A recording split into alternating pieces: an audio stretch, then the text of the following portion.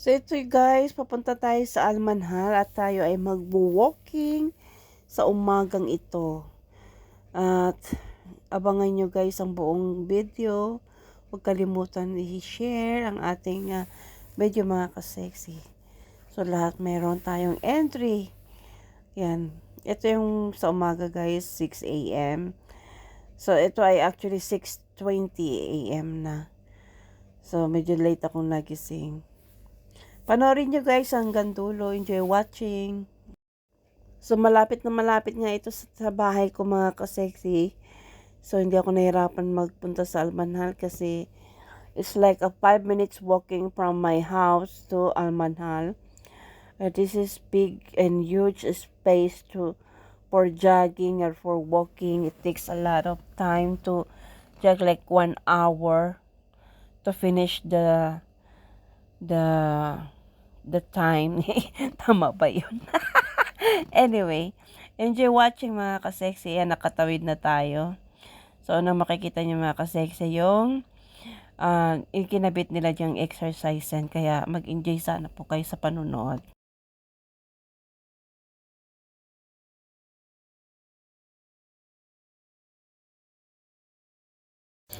Hi guys! Welcome back to my YouTube channel. So, walking muna tayo mga ka-sexy. Ayan. Ito nga pala yung lugar kung saan dito kami naglalakad ni Ate Susan. Ito talaga yung ginawang parang lugar para mag-exercise. So, nakita nyo maraming mga nilalagay doon na mga aparatos, na mga pwedeng mag-exercise doon. So, guys, itong oras na ito ay 6 o'clock. I mean, 6:20 a.m. So, actually, mga ka-sexy, pangatlong araw ko na itong nag-walking in the morning. So, ngayon lang ako nakapag-video kasi tinitimbang ko yung sarili ko kung kaya ko bang ipagpatuloy sa wakas nakapag-video ako mga ka-sexy. So, ito, marami na nakapanood ng video na marami na ako na-upload na ganito, pero ngayon nagbabalik uli ako kasi kailangan ko na mag-lose weight. Ayan, ito yung unang kantong nilikuan ko mga ka-sexy, so tuloy-tuloy lang. So, hindi ako tumakbo mga ka-sexy kasi hindi pa kaya ng aking katawan dahil hinihingal pa din ako. So, walk lang ko ng walk. Ayan. Medyo makulimlim ang araw sa mga oras na ito. At ito nga ay along the highway. Ito yung tinatawag na Almanhal dito sa Abu Dhabi. So, malapit lang ito. Walking distance lang sa bahay ko. Kapag inikot mo itong buong Almanhal, ay aabot ka ng 1 oras sa paglalakad. Lakad lang, walang takbo. So, dati hindi ganito ang itsura. Pinaganda nila dahil napansin nila na ang mga tao dito nagja-jogging. Dito umiikot sa buong Almanhal. So, ginawa nila ng paraan na mapaganda ito para mas convenient sa mga naglalakad at dumadaan dito ng mga bikers, motorists na maliliit, at saka yung mga nagja-jogging, nag-skating, ayan. So, napakaganda ng lugar na ito guys dahil safe. So, marami tayong nakakasalubong ng mga kabayan na sa umaga nagja-jogging. So, mas pinili ko nga guys ang mag-walking sa umaga dahil para tuloy-tuloy yung aking pagising, mas masarap at safe kasi maaga siya. At least sa gabi, pagod ka sa trabaho tapos mag-walk ka pa, parang nakakapagod ng higit pang nakakapagod. So, pinili ko ng umaga kaya kailangan ko magising ng umaga. So, ito naman ay 5 minutes walking from my house. Kaya, dito na ako. Dati sa dagat ako mismo nag-walking sa may Corniche. Medyo malayo-layo. Mas pinili ko na ito kasi dito lang mismo sa accommodation ko. So, So ito guys, tuloy-tuloy lang ang lakad. Hindi ko na mabidyohan yung sarili ko. Yung ibang nakikita kong mga tao, regular ko na silang nakikita araw-araw sa umaga. Yung iba naman minsan bago pa lang. So constantly yung iba nakikita ko na mukhang sa umaga talaga sila nagja-jogging, hindi sila sa gabi. So ayan na guys, pangatlong na ito. Pangalawang kanto na ito mga ka-sexy. So ito pala yung pangatlo. Ito yung papuntang Alwada Mall. Ayan. So ayan. Ito yung road na papuntang Alwada Mall. At yun naman Alpala. So masaya guys kasi na-inspired akong makita. Na-inspired akong gawin ito kasi nga this year ay magsi-50 na ako. So gusto ko pang umabot ng 60, kaya kailangan ko na mag weight loss kasi nahihirapan na ako sa hika ko. So ayoko sumunod sa ate ko na maagang nawala. 56 pa lang siya, nawala na siya. So ito yung pangalawang kanto na dadaanan namin. So meron diyang pwede ka diyang mag-iwan ng bike, pwede ka rin mag-upo, kasi may mga bench. So hindi talaga siya nawawala guys yung mga bike na iniiwan doon unless meron kang tandado. Ayan. So ito yung second corner of this Alamanhal. So napakahaba nito mga ka-sexy.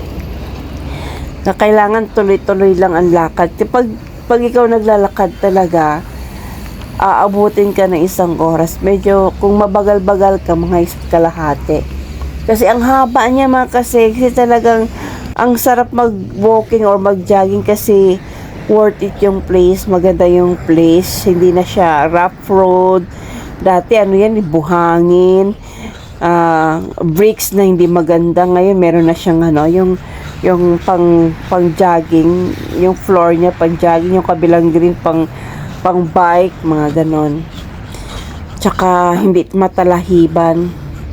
Naalala ko noon na habang ito'y ginagawa, dumadaan-daan pa kami dito. So ito na yung result.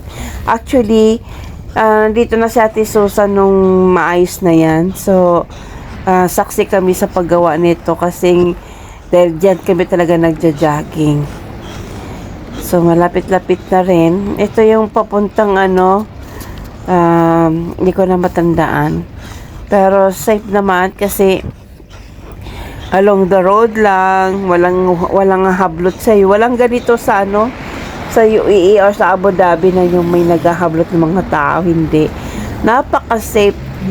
Second safe na tingin ko sa Middle East, the best talaga ang UAE kasi safe. Sobrang safe nung lugar niya, convenient. Kung papapiliin ako, Canada, America, or UK, mas gusto ko pa rin ang UAE. UAE is my second home. Yan, my first home is Philippines, then second home ko ang UAE. Tumagal na ako dito sa Abu Dhabi for 13 years, pero sa Dubai ay nasa 8 years ako. So, yung iba, mapapansin mo mga nagja-jogging, hindi mga kabataan, kundi mga matatanda. Kasi nga, nandoon na yung mga sakit-sakit na dumarating sa matatanda, yung mga early 40, early 50s, ayan. May nakakasalubong ako mga 60, nag-walking pa rin. So, ibig sabihin nun, kailangan na talaga namin mag-lose weight. Ayan. Ako naman hindi katabaan, kaya lang, hihika ko nga. So, required kong sa sarili ko lang para mas magaan siguro maglakad na hindi ako hinihingal.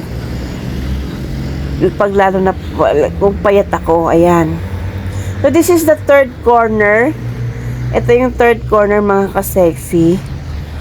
So, nandito na tayo sa may bandang Calidia Mall. Ayan, malapit na kami sa Calidia Mall. Calidia Mall is opposite lang. Hindi nga lang, the problem is, hindi ka pwedeng tumawid kasi merong harang sa islands niya. Hindi katulad sa iba. Safe talaga dito, guys. Kailangan mo tumawid o maglakad ng mahaba para makarating ka sa may tawiran. Hindi ka basta-basta pwedeng tawid lang ganyan kasi wala siyang signal light, walang underground, walang underpass. So you need to go to the signal light kasi nandoon yung pedestrian. Hindi ka pwedeng mag-pass by dyan. Ayan na, napagod na si Tekya, hingal pa yan.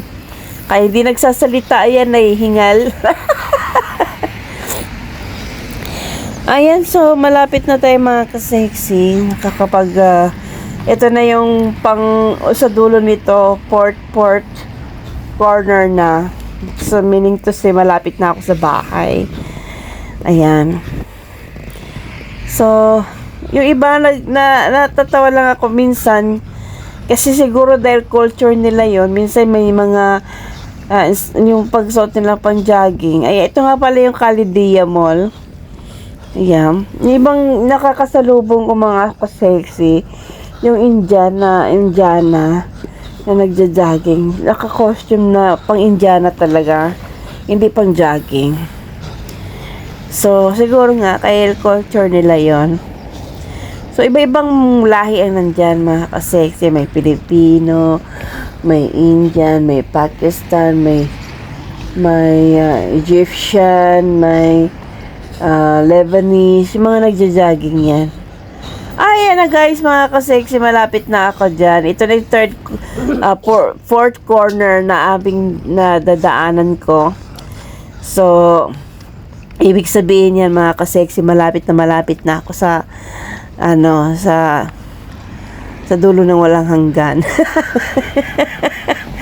Ayan, so happy that the Almanhal serve as a very good place to run or to exercise because it's too convenient and it's too near to my accommodation.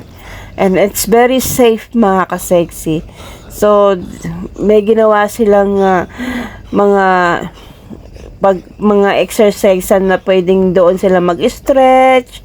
So, mag-standby sila ng mga minutes para mag-stretch. So, safe naman. Hindi ka naman, dito guys, walang bastusan. They respect the ladies and vice versa naman, of course. So, kung ikaw ay friendly, marami kang makikilala.